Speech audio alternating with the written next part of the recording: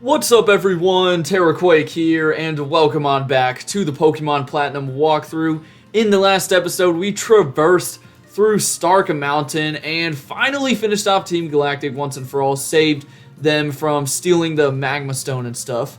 And now we're back here in the survival area because Buck told us to come back to his house, and him and Barry are actually standing right over here. So, this is his house. It was locked earlier, now we can head on inside, and yeah, Buck is basically going to tell you that this is like a battleground, and I think this is his father or grandfather right here, and basically this is where you can come back and challenge the Sinnoh gym leaders as well as people that you teamed up with, so like Riley and Marley and Cheryl and all that, and Buck's then gonna walk out once again after you talk to him, but yeah, you can see that like Byron's here, Maylene's here, Gardenia's here. I think we can go ahead and challenge them.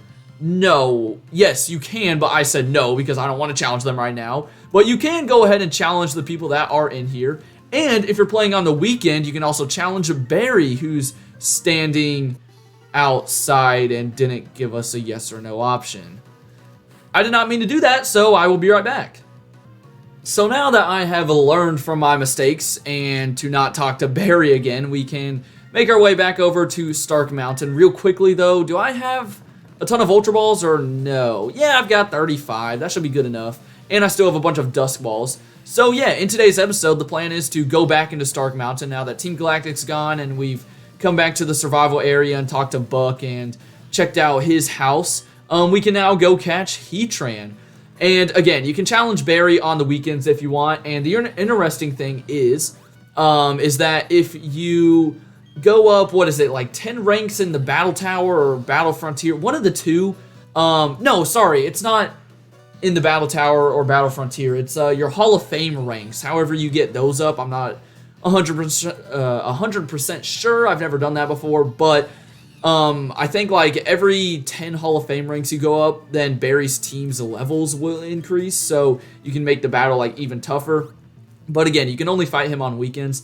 Another note about that house is that it seems like it's random when you walk in there, because the second time I walked in there, after having to do the cut, Rourke and Fantina were in there, which was pretty interesting, so it may just be a random assortment of gym leaders, who knows. And again, you can also battle like the people we've teamed up with too, which is pretty cool. But it is time to make our way back to Stark Mountain. Unfortunately, you can't fly here. However, I don't even have a flying type in the first place, so you know. And yeah, what I'm gonna do is first to grab all the items that I just kind of ignored in yesterday's video because I was mainly focused on the trainers, because that video was long enough already.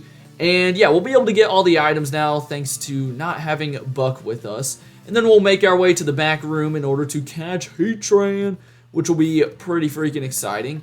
Now, I got everything in this room, so we don't really need to worry about this one too much. I just have to push the boulders around again because they magically get back to their same location. Ah, it makes so much sense, right? Yeah. Alright, so let's see. How do we even do this again? Push this one to the edge, and then we kind of loop around here. We gotta have Rock Smash. Or is it Looker disguised as another boulder? Yeah, no, it's not. And if it was, then we just like killed him there. If you missed the last episode, Looker was disguised as a boulder and he saved the day, which was super cool. Alright, so here we go. We're back in the super large room, and there's some hidden items, or probably a lot of hidden items that you can get in like different rocks and different dead ends. I'm definitely not going to be able to find all of them. My main goal is just to go around and try and pick up all the items that I can see, including this one, which is at the end of this pit, and it is the Iron Ball. Sweet. Sort of forget what that does.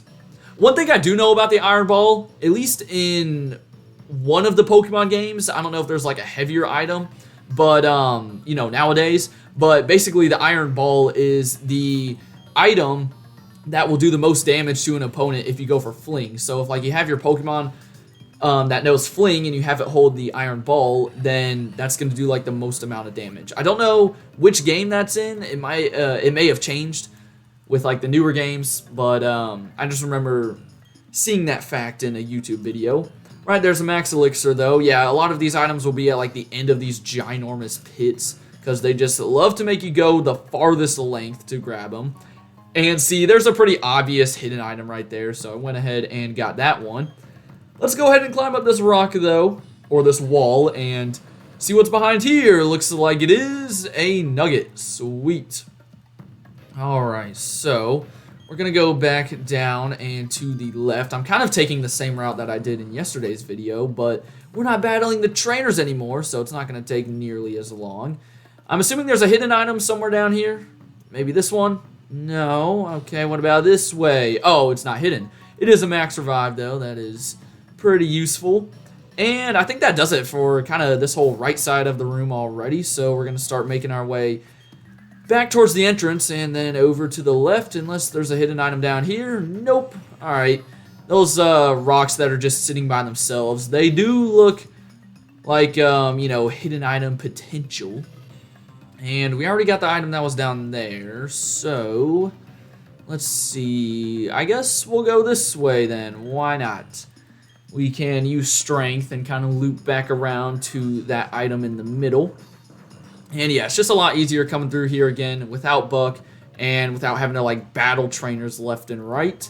So there's a calcium, and then I got a glimpse of another item, I think, up on the little ledge to our left. Yep, there it is. Oh, these max repels, man. I know they're the best repels you can get, but 250 steps does not feel like a lot when you're moving around a ginormous room like this. Alright, so let's see what this item's gonna be. It is an Ultra Ball. I will take that. Maybe that will be the Ultra Ball that catches Heatran for us. Who knows, man? Who knows?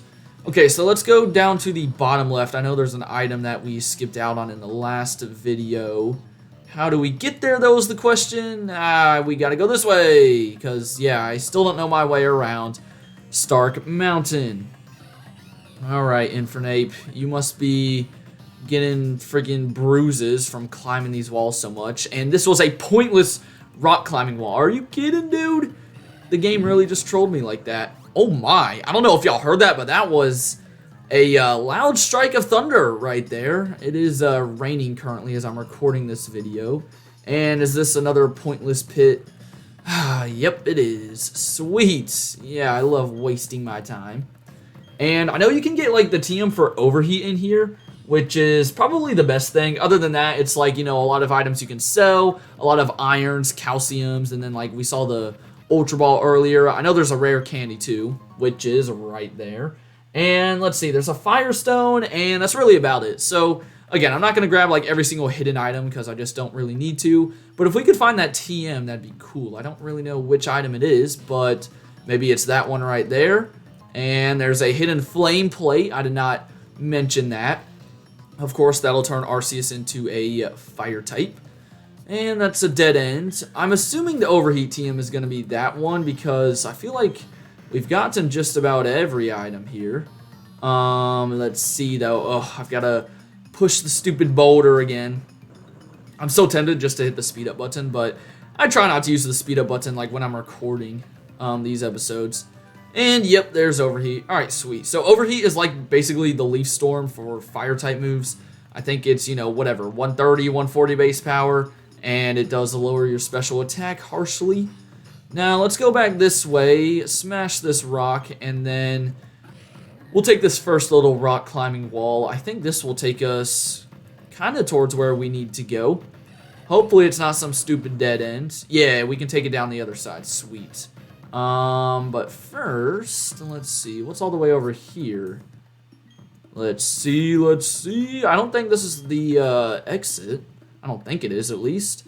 And it's nothing. Perfect. Okay, so before I go down that staircase, is there anything that I missed, like, I don't know, this way? No, because that just takes us back down there. Actually, we didn't go down there earlier. Dude, I get so confused in this freaking room. Okay, so yeah, I think there's maybe one item up here that we didn't grab. Maybe? Oh no, this just takes us straight to the exit. Alright, sweet. So I think I got everything, at least that I could. I know there's some hidden items still lying around, but you can look for those if you'd like. For now, we are back in this room, and if we head into the middle, you can see Heatran is standing right there because the Magma Stone has been returned to its place and all that stuff, so that's cool. Now, of course, I'm going to drop a quick save, and then we will take this guy on. Now, the interesting thing about Heatran is that it is only level 50. It's kind of a low level for a legendary in the post game, but yeah, it's fire steel type, so it's actually quad weak to ground. It knows Metal Sound, Crunch, Scary Face, and Lava Plume, so I'm feeling pretty confident in catching this thing just because my Pokemon are like a much higher level than it. And I'm gonna do what I usually do, just paralyze it and then whittle it down as much as I can before chucking some Ultra Balls and Dusk Balls. And there we go. I caught the Lava Dome Pokemon. Actually took 2 attempts, but it was pretty quick on the second attempt. This dude weighs 948 pounds, which is kind of wild. And I'm not going to give a nickname to him since he is a legendary. And I would go back to the PC and show him off in all of Heatran's glory, but that means I'd have to go all the way out of Stark Mountain and then all the way through Route 226 again. So I think I will leave that for another time.